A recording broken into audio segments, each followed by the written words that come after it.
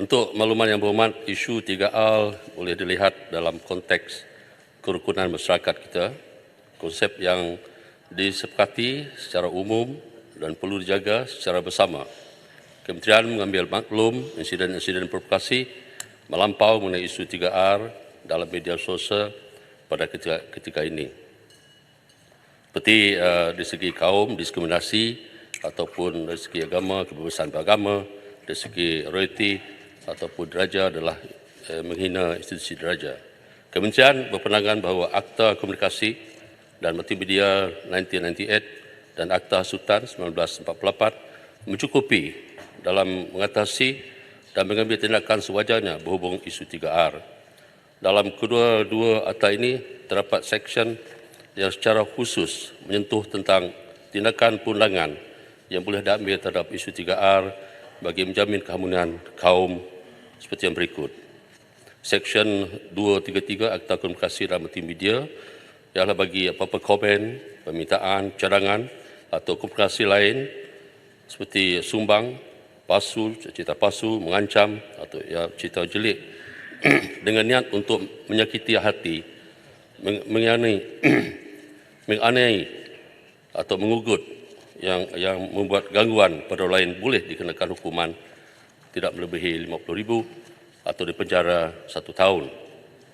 Seksyen 4/1 Akta Hasutan 1948 mengandungi senarai kesalahan menghasut seperti menyebut apa-apa perkataan menghasut, mencetak atau menerbitkan apa-apa bahan berbentuk hasutan yang boleh dikenakan hukuman denda. Kesalahan kali pertama tidak melebihi RM2,000 dan dipenjara 18 bulan.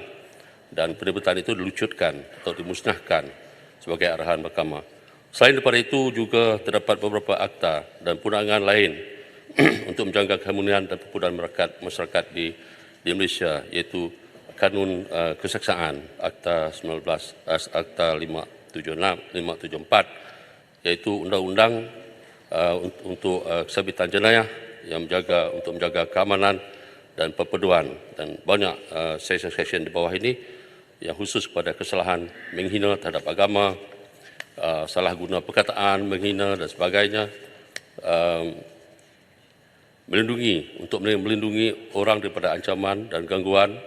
Seksyen 505, kesalahan jenayah, menulis, menyebal kata, simbol dan sebagainya yang akan menyakiti hati orang.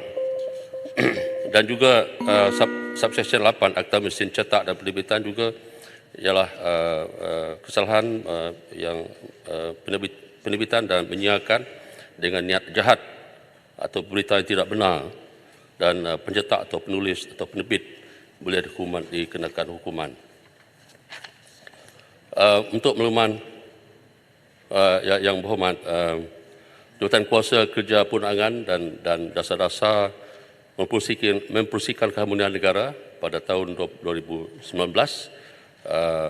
di atas kerajaan yang dahulu telah pun mengangkat cadangan untuk RUU Jenayah Kebencian Kaum dan Agama, RUU Keharmonian dan Rekonsiliasi Nasional, dan penubuhan Suruhanjaya Keharmonian dan Rekonsiliasi Nasional. Tapi kesemua cadangan ini telah pun dianggap tidak sesuai untuk ditubuhkan pada masa itu. Dan pada tahun ini kerajaan di bawah Menteri Undang-Undang dan Diplomasi telah pun mengadakan sesi libat urus dan dialog pada bulan Julai untuk mengkaji keberkesanan perundangan sedia ada supaya boleh dikaji dan membuatkan alternatif untuk diadakan. Tapi setakat ini belum ada show atau keputusan terhadap discussion itu. Pada masa sekarang, kementerian ini berpendapat tiada keperluan untuk mengubah atau memperkenalkan suatu undang-undang baru dan memadai dengan meningkatkan penguatkuasaan undang-undang sedia ada.